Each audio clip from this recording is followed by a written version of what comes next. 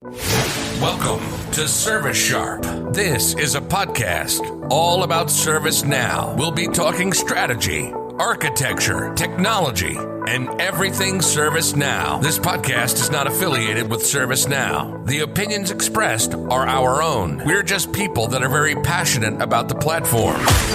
Join us for every episode.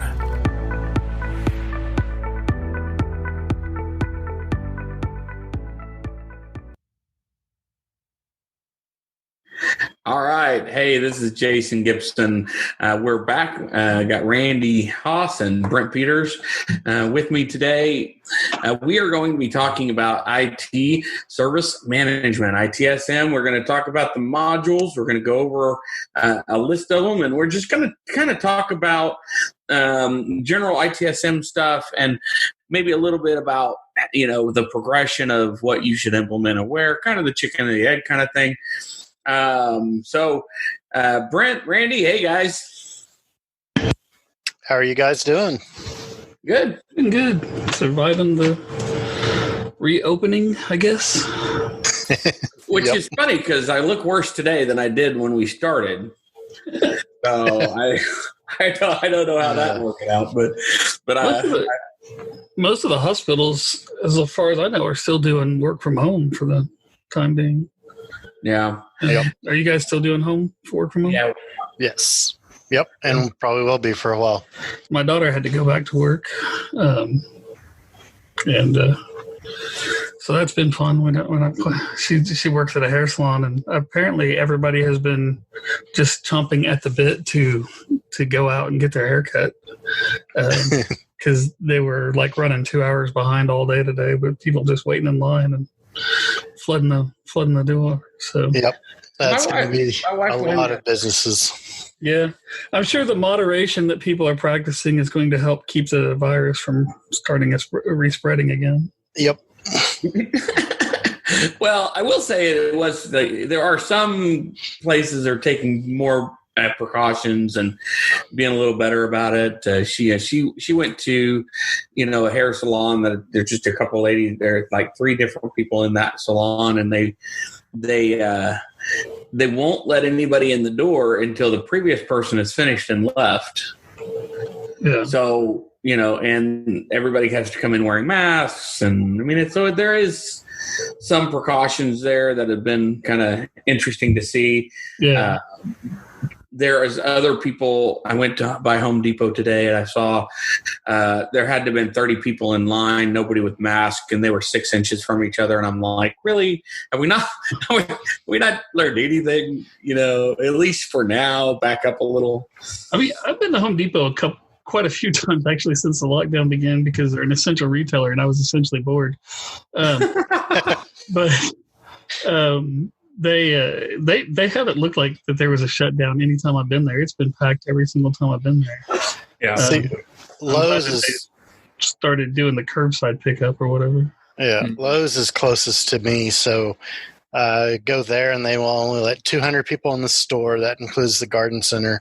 Wow. And they do curbside, and they make you stand in a line, and there's 6-foot blocks marked out, so you have to stand away from everybody else. So they kind of have. Wow. Well, it sounds like they've got it together a lot more than the Home Depot that's right next to me. Yeah, me too. So, but the Home Depot that's next to me does a lot better job of order online than what the Lowe's does. Yeah, well, and that's what I did. I drove up, I saw 30 people in line, and went, nope, that ain't going to happen. So I picked up my phone. I ordered it all on my phone and had them bring it out to my car. Yeah, that's one way to do it. Yeah. Awesome. All right, so on topic now or something like that, right? Knowledge is coming up. Yeah, knowledge is coming up. Get on there. It's free. Register. There's been some issues with the registration and the classes and stuff, and the things are being full.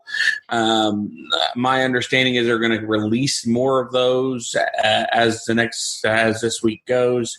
So keep checking back. I've already found a couple things that were said were full, but now had availability. So just kind of keep looking at it. That's going to be fun because this will probably come out after knowledge. So Oh yeah, that's good. No, that's good. When you go back in the Back to the Future, you can. Yes. Yeah. Well, we can always switch around. Who knows? Yeah. Anyway, so we're going back to ITSM. Yes. I'm going to do a quick list of what is in ITSM, and then we kind of can discuss. You have incident management, problem management, change and release management, request management, now mobile agent, mobile onboarding, virtual agent, predictive intelligence, agent workspace, service owner workspace, vendor management workspace,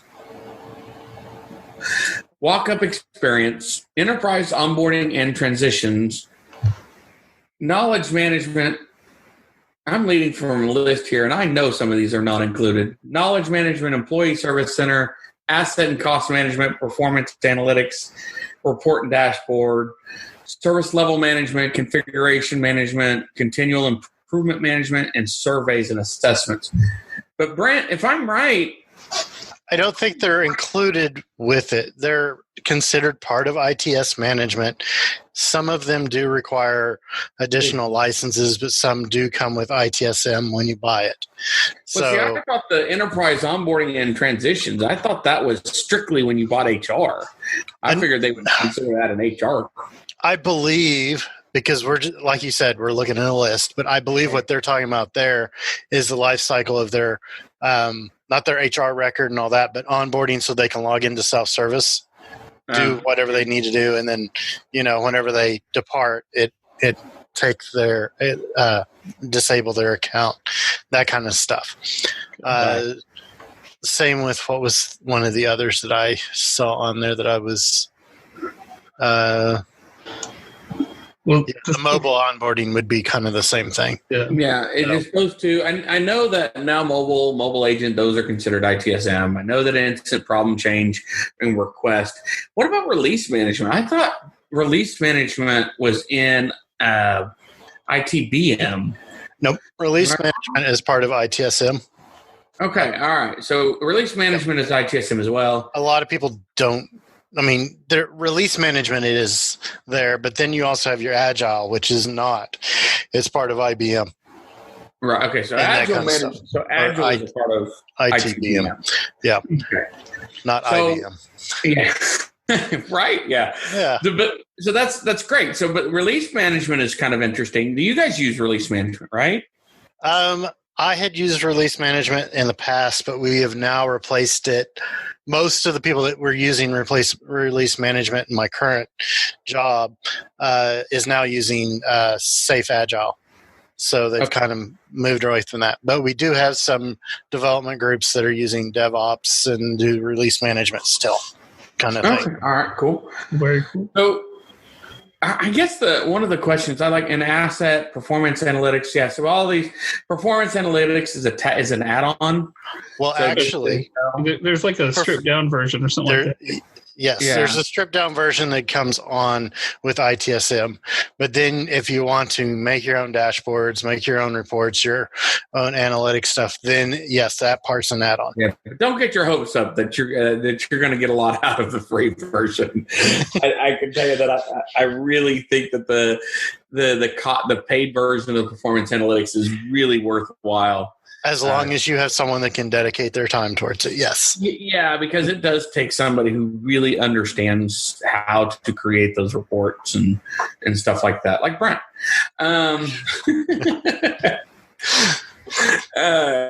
doesn't have time. Maybe that's something we should go over one day. Yeah, performance analytics, absolutely. Yeah. Oh, we can do something with it.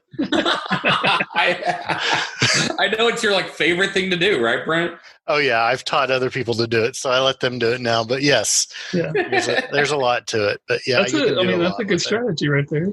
Oh yeah, right. Yeah. Teach someone else to do it and let them go. So I have a question for you. I'm looking at this and I'm saying to myself, I'm a new company. I have 5,000 employees. Great new company. I just decided I want ServiceNow. I want the newest, latest, and greatest. Where do I start? First thing you do is you bring up your instance and you turn on every single plugin. yeah. Please do it all at once. Shotgun approach. Then you turn them all off and you go, wow, that was too much. No. In my suggestion, it kind of depends on what you want to go for. It depends on what you want to pull up. But most companies, I would think, would want incident management. Request management is probably one of the two most common things to turn on first. Yeah, I think that most commonly incident change and knowledge, those three. Yeah. Definitely first. I'll give you the most initial bang for your buck, I would think. Yeah, request, incident change, yeah. Yep. And then change management's always, I don't know, I'm just big on change management. Change management should be followed and turned on anyways, just because, then you can reduce how much incident management you use. Let me ask you a question. I had an interesting conversation the other day with somebody who they turned on. The first thing they turned on was ITOM, and they did discovery, service mapping, of course, CMDB. And they did that first, and then they did change management second, and then they're going to do incident change or incident and request management after. What do you think? That's a very unique kind of. Yeah, that's the first I've ever heard of that. Yeah, that's very unique. I've ever heard it. Yeah, usually people do incident and requests because that's where the customers are going to be asking for their stuff. I have things that are broken, or I want to request something. Yeah. So those are the two that get stand up first because that's how you get your customers involved, or you're doing that kind of stuff. But if this company already had a ticketing system or a way to do that, so they might be using the old way of doing it and start bringing this stuff up in ServiceNow and do it that way. So I thought that was an interesting take. And the reason I thought it was an interesting take is because what ends up being one of the most important parts about ServiceNow is your CMDB and discovery, your ITOM stuff is some of the most important things you can have. But so many companies don't ever get there because they get bogged down. They do incident request, knowledge and change, and then they kind of let everything else go by the wayside because they're being reactive. Right. And so it's very interesting to look at it. Do you think that would be is a positive thing, or do you think that that's kind of a mistake? No, I don't think it's a mistake. It's just a different approach. Most people, if they're buying ServiceNow, they're getting rid of their other ticketing system, or they already have, or they don't have one, and they're going to this so they can have one. So that's why they usually do the incident and change and request up front. Right. And they mature from there. But if you have a system that's working, and you're going to ServiceNow to, I don't know. I mean, if you have one that's working, why would you switch? But anyways. If you have one that's working and you're switching, it is. I mean, I'm as much of a fan as everybody else, but if it's working, then yeah, you could do that. That's just a different approach. And if I hate to say it, but along with our previous talks, if you're waiting for the CMDB to be done before you move anything else over there, you're going to be waiting a while. Yeah. So yeah, that's true. That is I would think incident management, request management, those are usually the two. And then change management, release management, it depends on, how much development and release and that kind of stuff you would do. The next thing I usually see is, with knowledge being there also, is problem management. Moving it. Yeah, so I do find that also. I find that pretty regular that they don't, and not only do they not use it, or they don't use it correctly, and so where should that fall? So we have incident first. I think we all agree incident is first. I like to see, if I'm going to say, I like to see request management, because you're going to get a lot of buy-in from the portal and your requests. Yep, people are going to like that. Well, if you just implement incident, then everything's going to come in as incidents. So if somebody wants their a new PC, it'll be logged as an incident. And if their old PC is broken and they need a fix, that'll be an incident. It's best not to put those together at any time. You know how hard it is to get people to stop doing that and start going to submit a request. It's insane. It's like, right. We now have request management. Just go do it there, but they submit incidents all the time. It's ridiculous. That's why I would suggest putting incident and request at the same time. That way you're not confusing people. Okay, you do your break fix here, you do your requests here. You don't have it mix it at any time, because I have had to go through that several times. And getting IT people to understand that, even IT people that have been through ITIL training, understand, no, that's a break fix only. Well, when you say they went through training, you mean they sat there, slept through the class? No, I mean, they've like, been how did you get? It's like, how did you actually took the test? Yeah, did somebody do the test for you? Right? Yeah. The next thing, because you have incident and request, you alluded to it. The next thing is I would seriously think about self-service. Yeah. Doing the self-service. I don't know why more people don't do the self-service stuff earlier, to be honest with you. I don't know.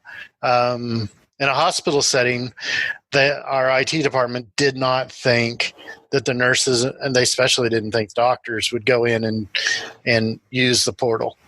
But it's amazing how many of them. I mean, we deployed the self-service and then we redeployed it because we put it out and we didn't tell anybody. Then we redeployed it and told everybody about it, and our numbers went up. I mean, outstandingly. And people log their own stuff and everything. It's great because that allows our service desks to spend more time with customers. So I like the self-service. Yeah, I think it's a great thing, but for some reason, people just kind of overlook it. It seems like whenever, I don't know if it's because they don't think self-service when they think ServiceNow, which I think is ridiculous because, I mean, it should be. Yeah. I mean, that should be one of the first things that you think of. And honestly, the way that ServiceNow has their service portal, I wasn't a big fan of the first self-service they had. Yeah, that's content management. But since they did the service portal, you deploy that. It's actually out of the box, is very easy for the customer to use, and it's easy to maintain and update if you needed other things. And it's funny how every organization is different. So don't be surprised if your organization says, "Oh, that portal, it needs to be so much easier," right? And then they go, "We want it to be like Amazon." It's like, have you seen Amazon? I mean, there's like 4,000 places to click. You have to learn how to work in Amazon. The thing is, it because you've done it. Even if you create a portal that has 3 buttons, people are going to complain. Pretty much what ServiceNow is. Well, they have a bunch of other things, but if you just made a service portal with 3 buttons, I broke something, I need something, let me look at some knowledge.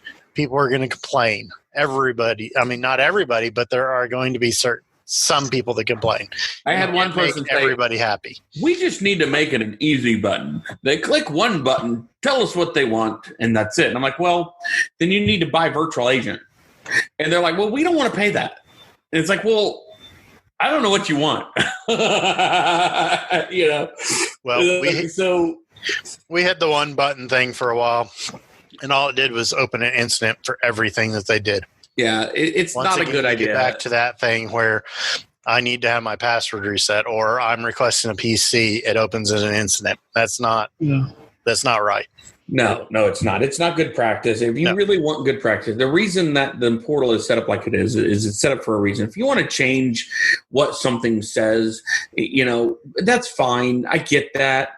But in redesigning it to have, if you want to do a bunch of custom cool stuff, fine. But keep in mind, you're going to own it. You're going to need to have. That's the same with any module. Which is the same with any module. Updated things like knowledge management. If you go in there and modify everything, then good luck with that. Right. Yeah. Yeah.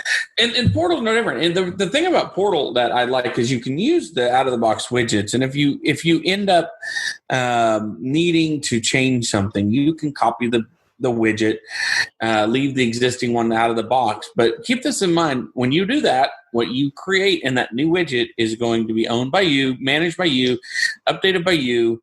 And if something happens, it's on you.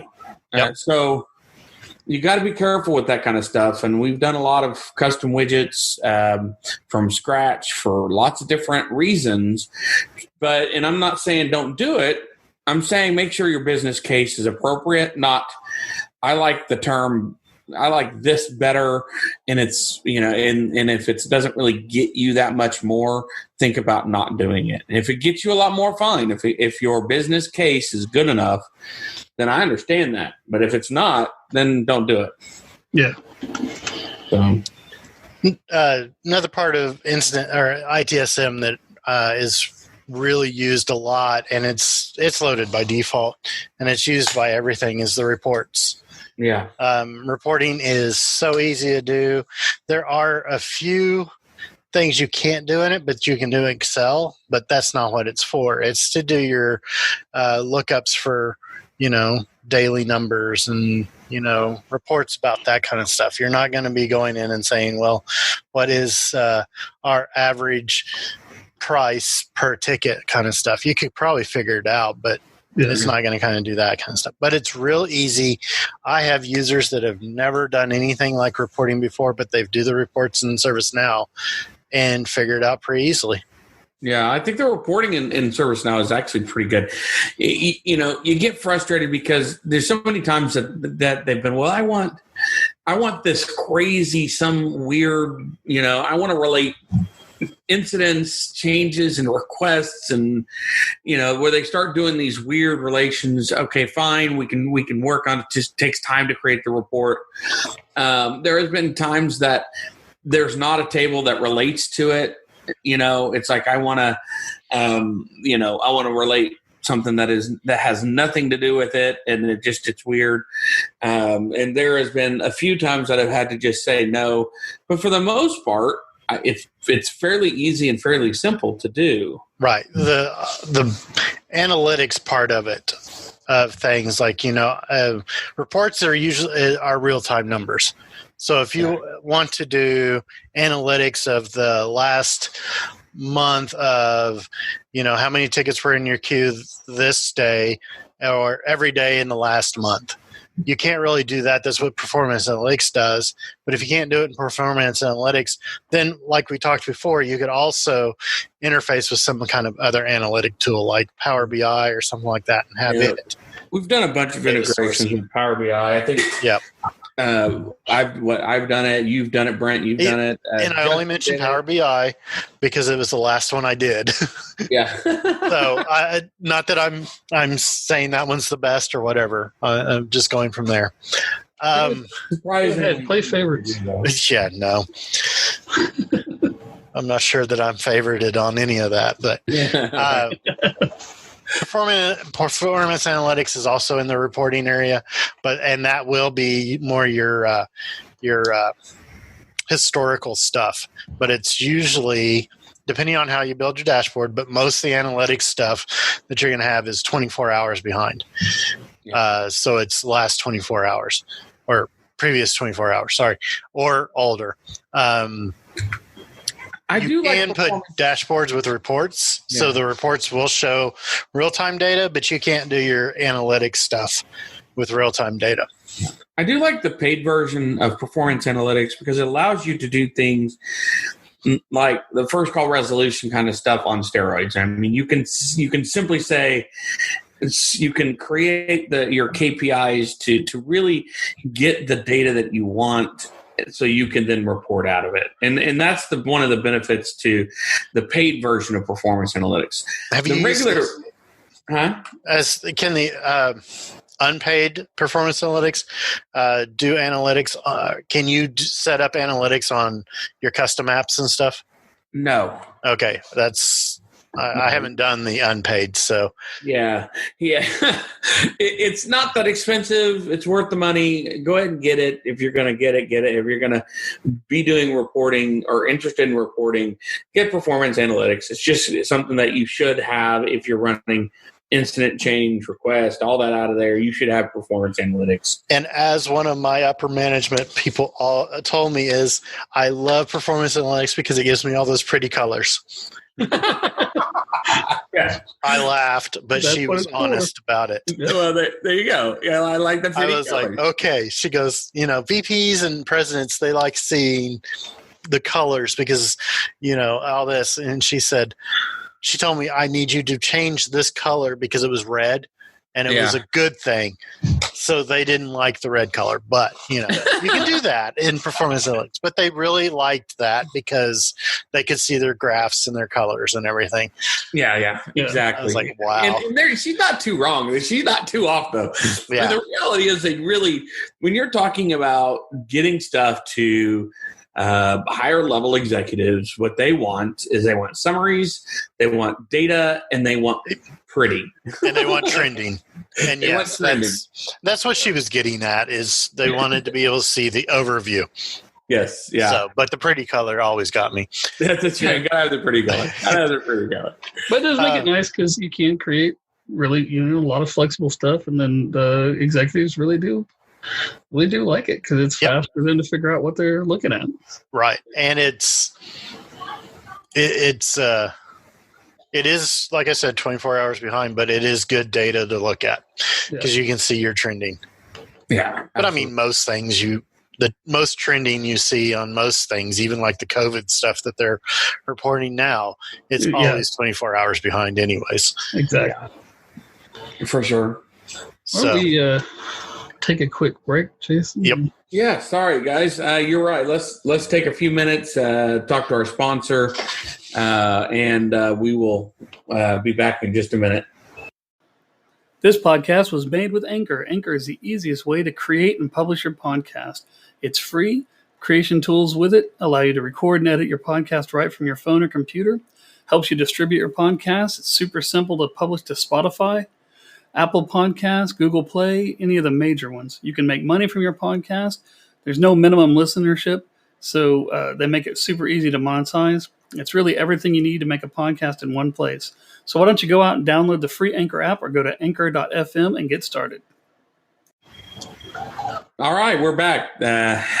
We are talking about currently ITSM and talking about each of the modules and kind of where they go as far as your implementation plan and kind of a recommendation of the progression from, I just got it to having it fully matured up with all of the different modules.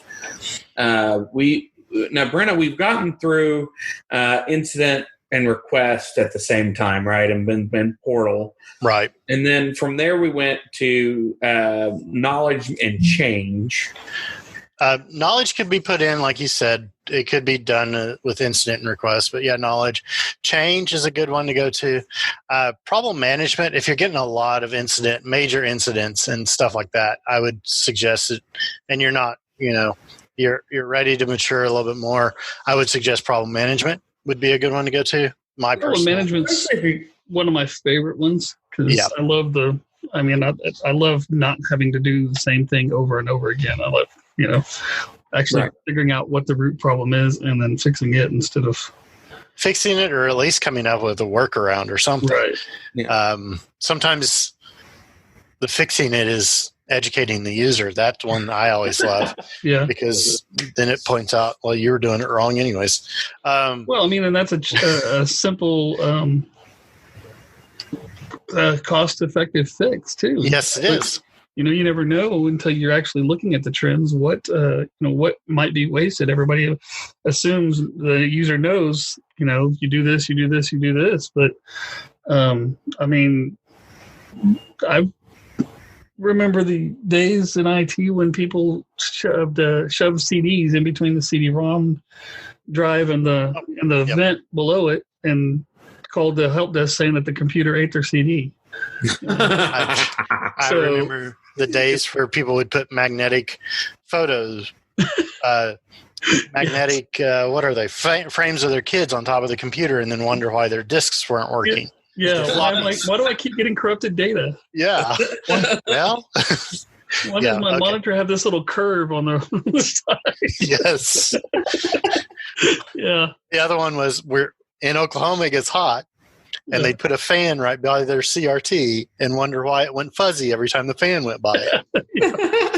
Okay, showing my age there. Yep. Oh yeah, so, yeah, especially with the CRTs, man. Come on. Yeah. Well, and I talked about floppies too. So I mean, oh yeah. Well, and I'm sure half of our listeners don't even know what floppies are, much less 5.5s, right? Yeah. We were okay. Side note, but we were cleaning up some stuff at work several years ago, and we found some 8-inch floppy drive discs. I was like, wow. Anyways, okay. So problem management, I do like problem management. Same reason Randy does. Well, I think with problem management, I think you also, if you're getting aging incidents, I think your problem is you're not doing problem right. Well, aging incidents is different than problem management too. I mean, problem management should be finding the solution of what's causing the biggest issues you got. But if you have aging incidents, that's what SLAs are for. Your management should know about that. But if they're like, well, we're waiting to resolve this. We have this. Yeah. Okay. I see where you're like, okay, so this shouldn't be an incident. This should be a problem, and you should make it a problem, and then it takes it out of the incident. You see, incidents shouldn't take long. Yep. It should be quick. This is broken. Here's you fix it. We're done. Or move it to figuring out why it's broken and going. Or move it to problem to figure out why. Why is it? Why does this keep going on? Why does this keep breaking?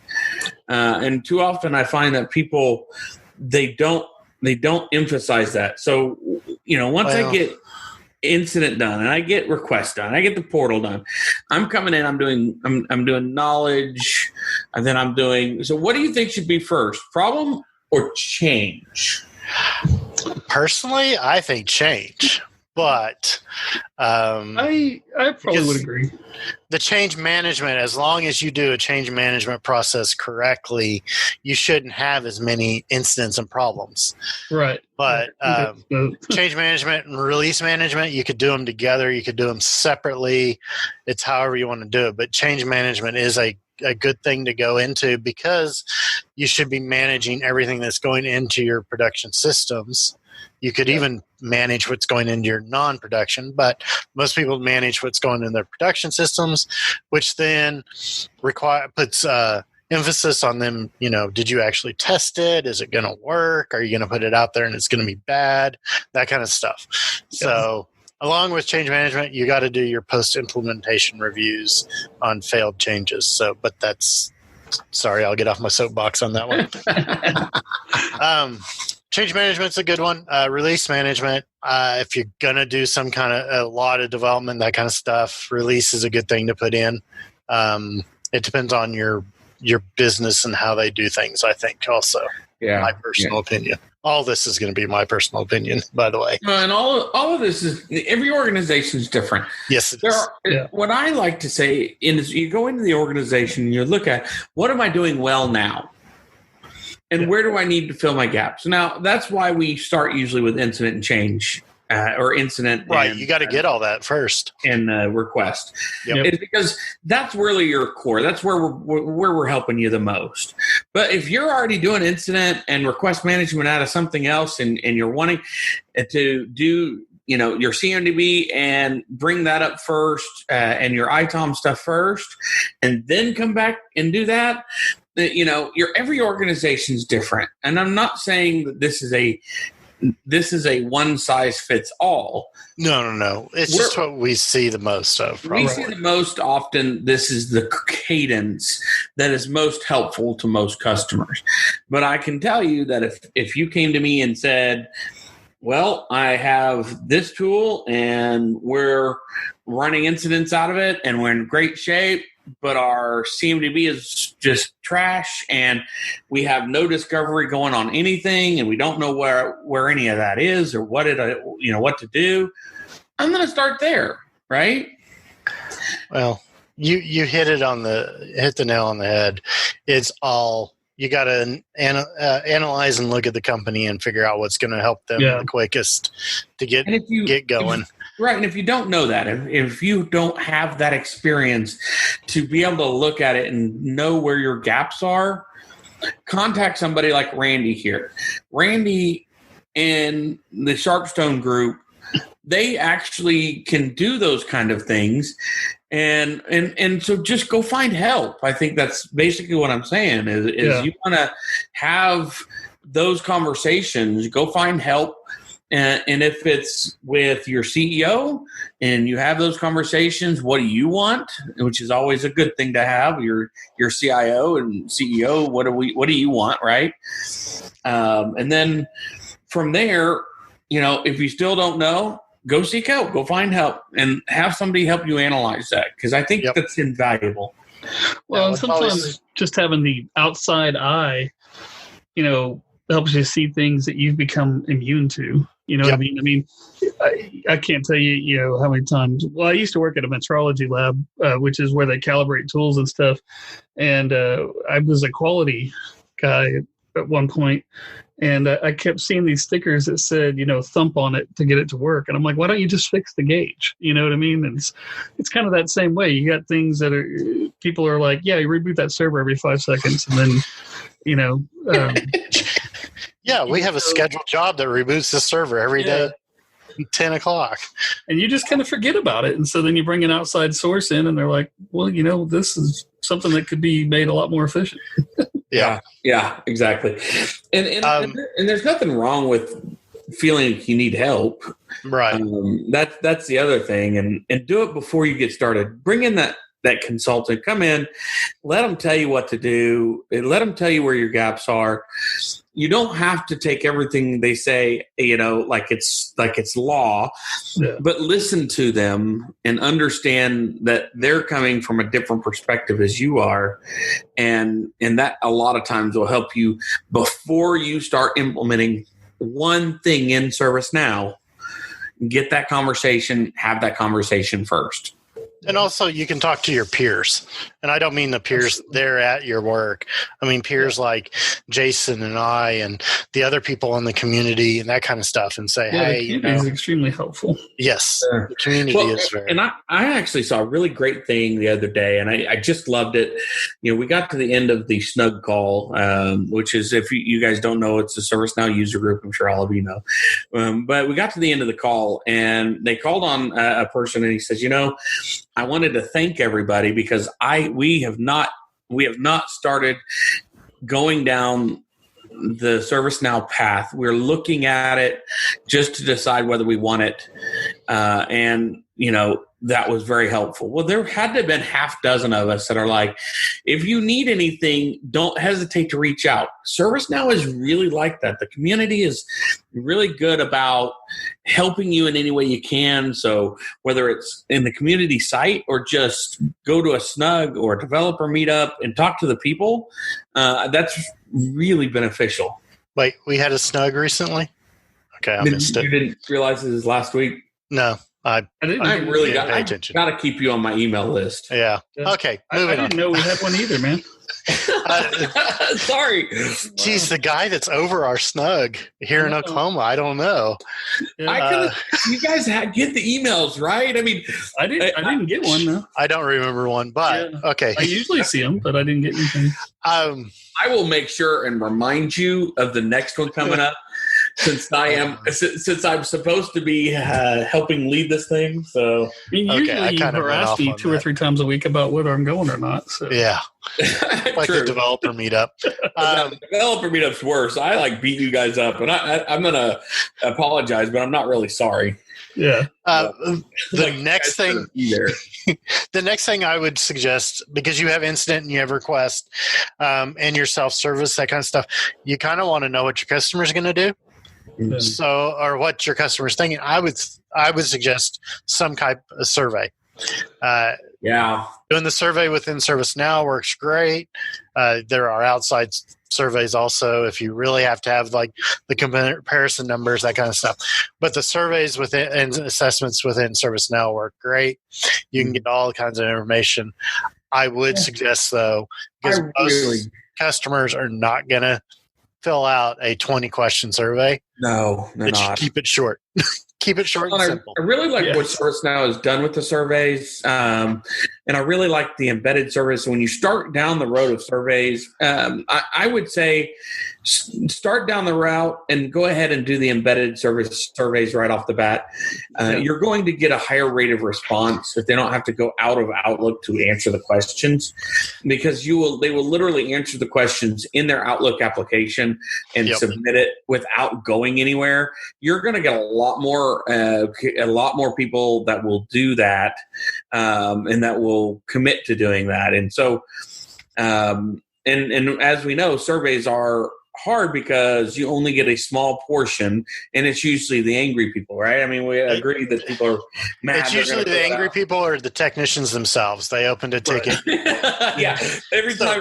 I have seen a few of those. He's the greatest person ever. I think he should get praise. Yes. So if you're going to do surveys, if the customer is the same person that was assigned to, make sure that survey doesn't get triggered.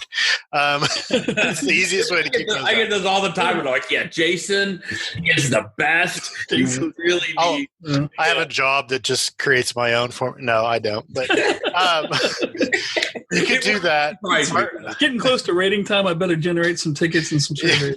But well, we started doing surveys at my current job, and other departments are like, well, where's that survey from? Because we're spending a lot of money with SurveyMonkey or one of those other survey things. And so you can go, hey, we do that through our system. Hey, we want to do that. So, it kind of gets more people using it also. But it is a good one. People are really hesitant. They're really almost scared to try and start using it. It's really weird. Yeah. It is. It's an unusual thing to start using. Reporting's a little bit difficult. It's a lot easier now than it used to be, but it is a good tool to use, and you can get some pretty good things. I don't think survey. I think survey is hard to report on if you don't have performance analytics. Yes. Yep. If you have performance analytics, it is a lot easier. Now, it's not perfect, but it is a lot easier to get the answers out of it. If you do not have the paid performance analytics, I promise you it is not as easy. I mean, it's like it's very difficult to get the right. But it's like you said, performance analytics is worth the money. It is. It is for sure. One thing that I do like is we have survey questions that come up with a score and everything. If the score is below so much, we let the manager know of that group that had the issue, and they follow up with the customer to find out what's going on and how they can resolve it. So that's always nice too, because then you have your being proactive, sort of proactive. You're being kind of reactive at that point.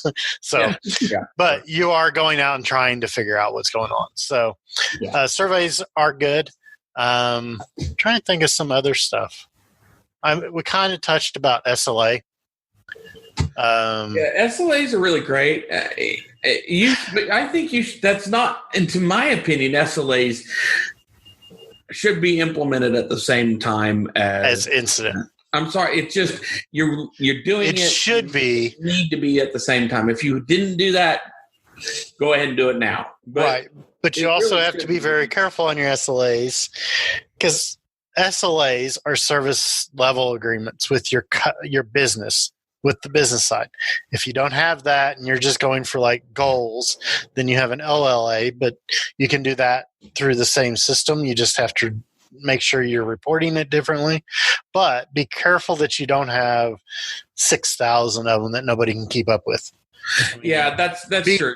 That's one of those things. You can put as many as you want, but don't. Yeah. Be specific and be specific and be cautious, because you want to be able to if these are not triggered, you want to escalate these SLAs. Yes. So you're escalating. Think about what do I want to go to their manager? What do I want to go to the director? What do I want to go to the vice president of the company or the CIO? One of the best things about SLAs is the escalation path. It's separate to like the escalation path on on-call, which is something totally different than this. Yes. But SLA has its own escalation path, and you can have escalations. You can also have it pause for certain things. For like you have an SLA that starts. Request management is a weird place to put SLAs, in my opinion. Dude, I know you can do it. Let's do it this way. I don't do the that. The SLA that I have seen before is PC ordering. So you order a PC, so someone puts it in. They want it. Well, you don't start the SLA until it gets halfway through, in this case, because you're waiting on the vendor. Right. So once the vendor gets here, the PC hits the warehouse. That's when you would start your SLAs, that kind of stuff. So you can do things like that with SLA. That's always a great thing about it is you can put stages in there, that kind of stuff. Right. It's flexible. I'm just saying there are times that they want just be careful. They want to do SLAs on every single request, and it becomes of no value if it isn't important. Yes, I also want to add, if you're doing SLAs need to be enforced.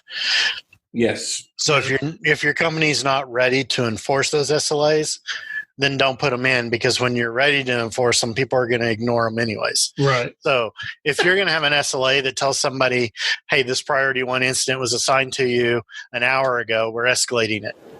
And it gets to a manager and the manager just ignores it, and then the director ignores it. Then in 2 years, when you decide, hey, we're going to start doing this SLAs and we're going to start managing them, people are still going to ignore them. So and you're going to create customer service issues because your customer is going to go, oh, this is supposed to be taken care of by tomorrow. Great. I can wait till tomorrow. And then tomorrow comes and nobody's even looked at it. And So that's one of those things you need to like everything else in the system, you need to think about how you want to do it before you actually do it. It's almost like planning is important. No, like I said at the beginning of this podcast, just turn everything on and go. Yeah. Right, yeah. But how many times have we seen that, though? And this is what I don't understand. It's like, it's how many times have we seen that they don't plan and don't think and just do? I can think of several people that I used to work with. But it's true. And then here's what happens. You get 6 months or a year or 2 years down the road. Yeah. You're unhappy with what you have. And the same people are complaining that the data's not right. Here comes somebody else to come clean it up. And that's what ends up happening. You have somebody else has to come in and clean it up. And the money you spend to clean it up is a lot more money than you would have spent planning it correctly. Now, don't get me wrong. You're going to have phase 2 on just about everything. You should have. Well, that goes into the continual improvement thing. That's correct. Absolutely. I mean, absolutely. ITSM, usually you're putting ITSM in, and when you do that, I would think most companies are doing kind of an ITIL-based process. Right. And part of the ITIL-based process is continual service improvement. Mm-hmm. So you should be improving those as you go. I'll be honest. If you own ServiceNow, you should be following some basic ITIL processes. At least basic, yes. That doesn't mean it's the law. Again, it's not the law. It's a guideline. Yeah.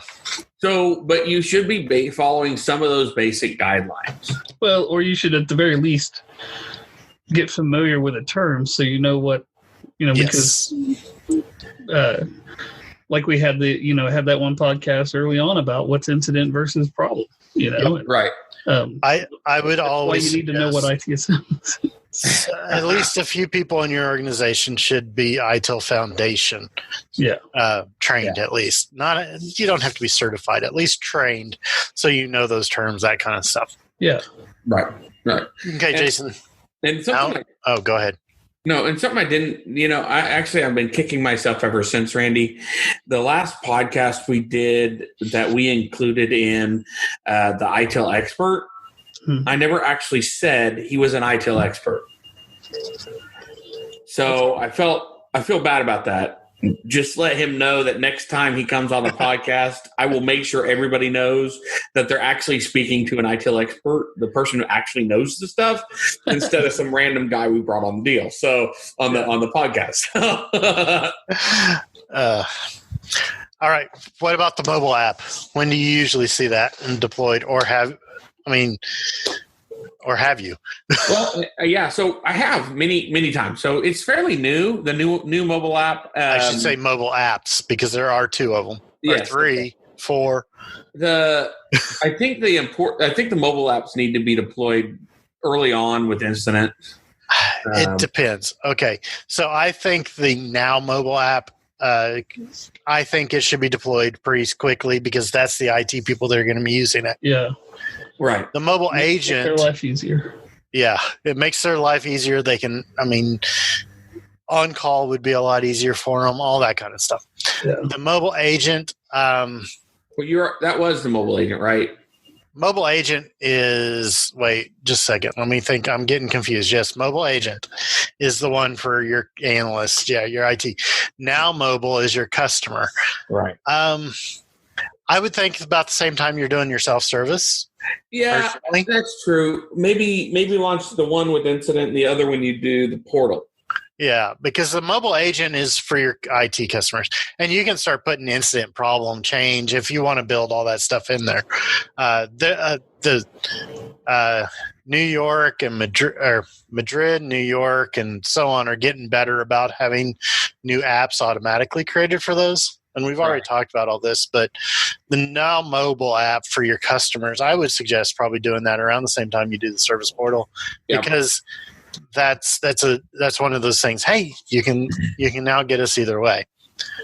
Right, and that adds to the power of the portal, right? And you don't have to go to the portal; you can have that on the app. Well, it adds to the power of your non-IT employees being able to get statuses, open their own tickets, chat, knowledge, that kind of stuff. So yes. And you find that people, you're already making a change, you're doing announcements, and you're driving people, your consumers, to a self-service style portal. Pointing them also to the mobile app is a really good thing, because doing it at the same time, it reduces the confusion that I think a lot of people get. Yep. Yeah. A few things that I see on this list that we kind of haven't talked about are that a lot of people use is configuration management. You kind of talked about that. Configuration management, I would suggest at any time in the system, or in the point of you deploying, would be a good time to put it in, as long as you have it planned out. We just did, 3 different podcasts about CMDB and how horrible they can be or how great they can be, as long as you plan them out and get it all bought off on. There's that keyword again. Yeah. So configuration management, I've seen it deployed at the beginning, in the middle, at the end, whatever. Yeah. But it will always be an ongoing thing. Yeah. My personal opinion, go ahead. Do your asset management, not the software asset management, but there's the asset management part about the same time you're doing configuration management, because they're different, but they are so close together of what you're tracking and what devices, that kind of stuff, do it together, in my opinion. Yeah, they're really connected in so many ways. And so, and even when you're creating your CIs, what they call your CIs, you also create incident assets at the same time, depending on what class you want to consider an asset. So if you have defined those, it makes it easier. It's kind of a one-stop shop, and everything gets loaded at the same time, and your assets get configured and identified. And especially if you're doing a scanning, if you're doing a scanning tool or discovery or, bringing in data. It just helps overall. Yep. So, awesome. I guess one thing I haven't really talked about is the continual improvement management.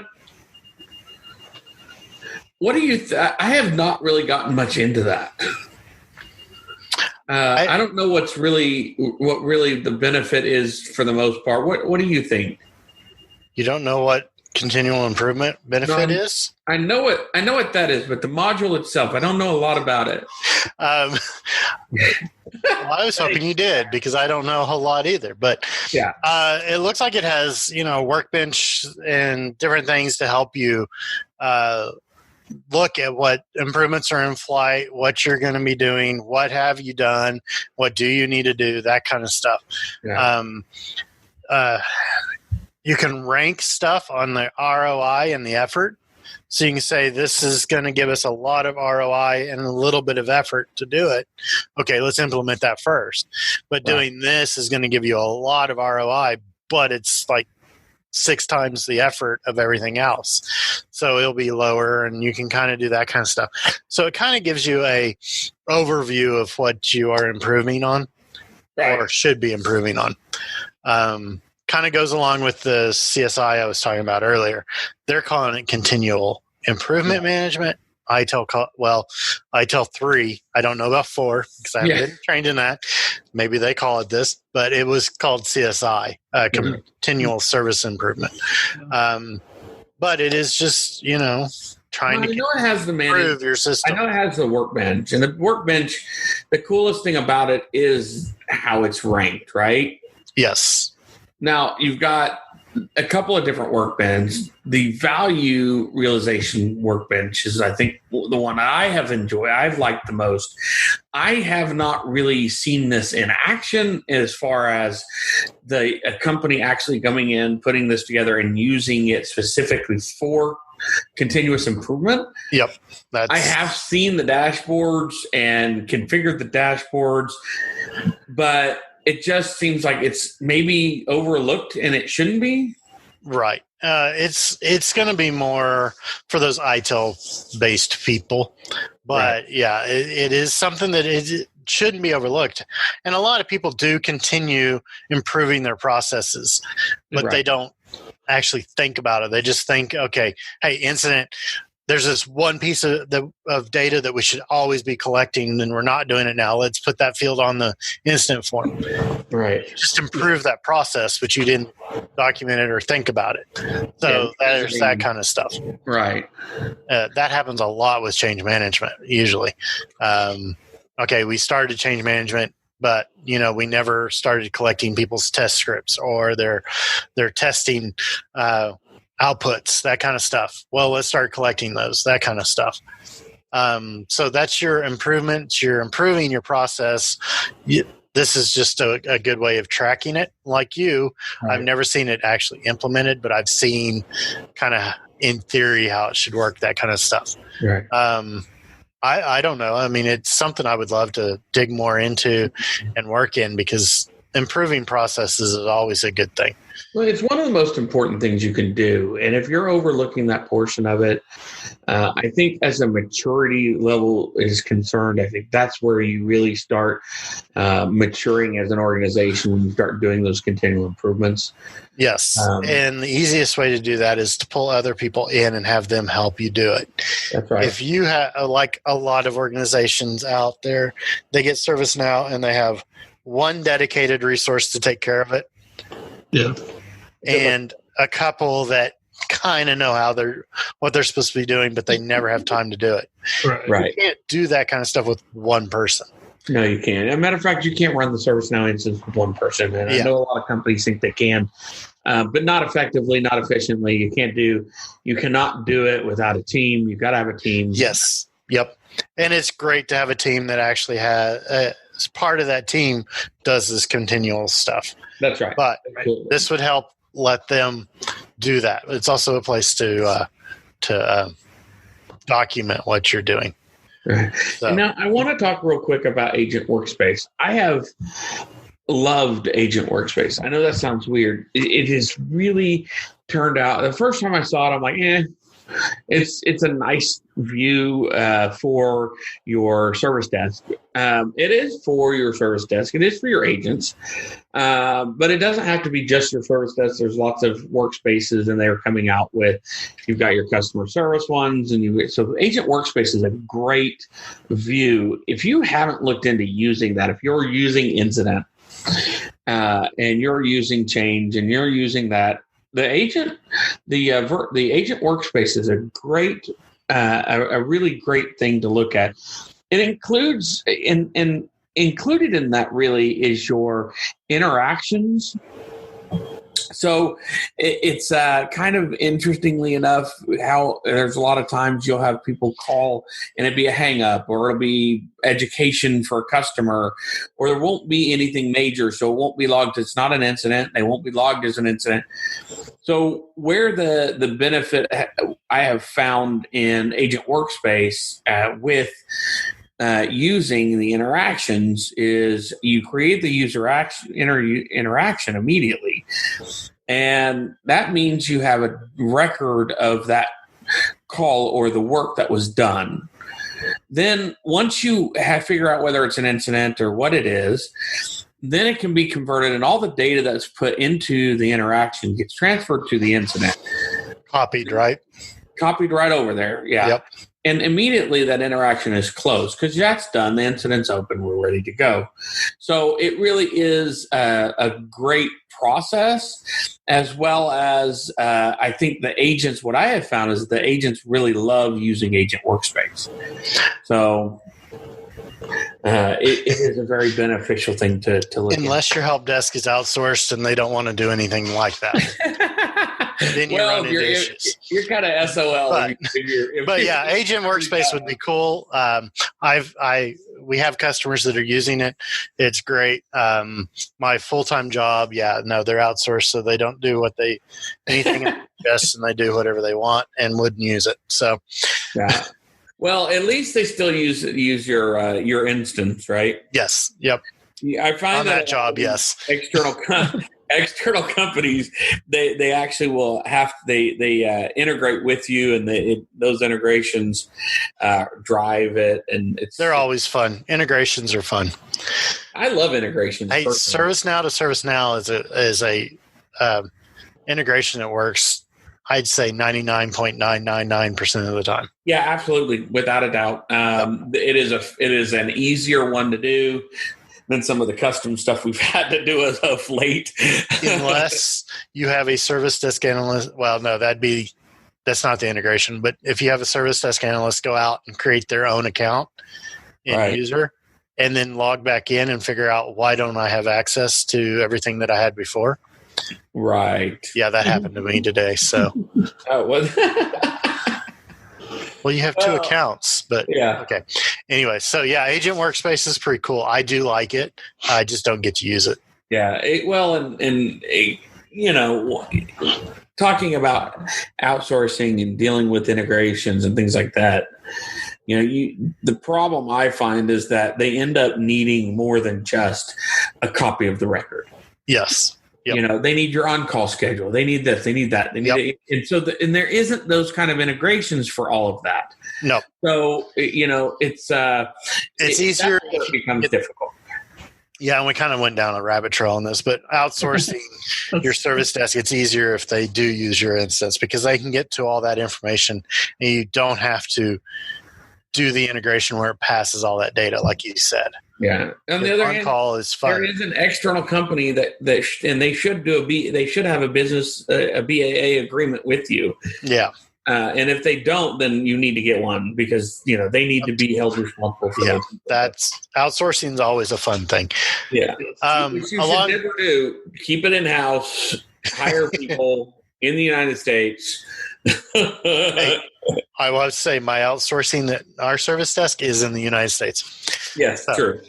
Agent Workspace is good. Now, Service Owner Workspace and Vendor Management Workspace, have you used those? So vendor management, no. What do you think of the vendor management workspace? I don't know. I haven't used that. Service owner workspace is great. The vendor management, I've done vendor management, but I haven't used the workspace.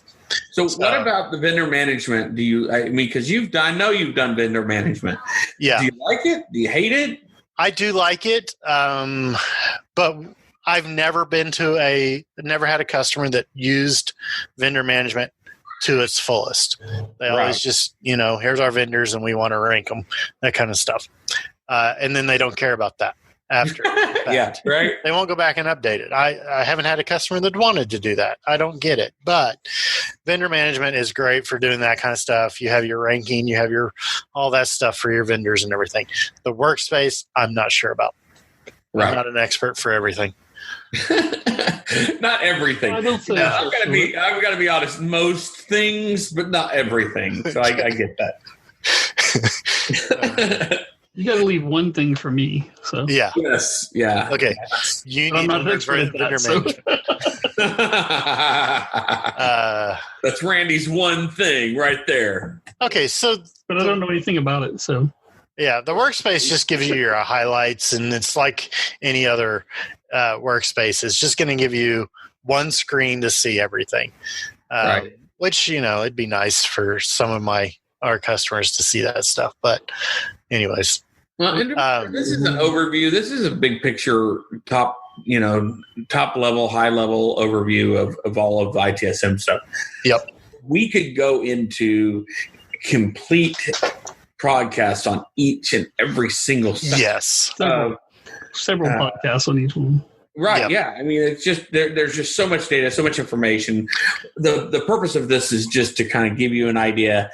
This is what it is, what it has, and basically here's what we think that how you should structure your implementations. Or we've seen in the past, yes. And if I would. And I know you'll probably say this at the end of everything that we do, but if people are having questions or want to go more into something on the ITSM stuff, to let us know, and we'll try to dive deeper into it and kind of go over the stuff. I mean, we've gone over incident and change and request and configuration and all that stuff in the past, but we can always dive more into this or answer questions about it. Absolutely. You find a need, you have a need, you have something you want, something you need more information of. We love to cover this stuff. We do this podcast not because we make any money, because we don't, but it is a passion for us. We love it. We enjoy it. This is our livelihood during the day, but it's also what we enjoy as a hobby at night. So, and if you can't, we could talk for hours on it. Yeah, right. Well, we do. Yes. We do every week. Listen to our podcast. So. All right. So I think we've covered most everything. Overall, I think let's go. I think it all boils down to do what's best for you, get help, understand what best for you is. We've given you some food for thought. We've told you basically what we think is our idea of the perfect implementation schedule, at least a portion of it. There is so many more facets. You may need HR. That may be your number one thing, your biggest lacking portion is your onboarding, and you need to do that, and that needs to be your first implementation. So again, we're not telling you what to do. We're just giving you a little bit of advice. And if you have any other questions like that, like, hey, here's the situation I'm in, send it to us. We will do our best to answer to the best of our abilities. And it is what we do. So you can trust it about, 50% of the time. 95% of the time we're right, 65% of the time. Yeah, well, yeah, I think it'd be really fun to have like a live Q&A sometime. So if you're interested, just let us know, and we'd love to set something like that up too. Absolutely. Yep. Yeah. It'll keep us from rambling on, probably. Probably won't, but... No, that won't. Okay. Well, it'll probably be like 4 hours long. We'll have, like 2 questions and it's 4 hours long. But we will try to answer them quickly, I guess, right? I was going to say one of our longest podcasts was answering one question. So That is true. Well, sometimes there were like 4 questions in that. Well, okay, yeah, I guess so. It was like 2 hours to answer 4 questions. Yeah, it was. Yeah. Well, anyways. Yes, and that's a good average. All right. All right, guys. Thank you so much, everybody, for joining us. Remember, check us out on LinkedIn. Send us messages. Go to YouTube. Like, share on everything that we do, whether it's Facebook or LinkedIn or YouTube. We love your input, and we want to get out to more people. So the more times you like and share, the better we are that are off as far as getting to more people. So please do that. Guys, thank you for joining me. Well, thank you. It's always fun. Always fun. Yeah.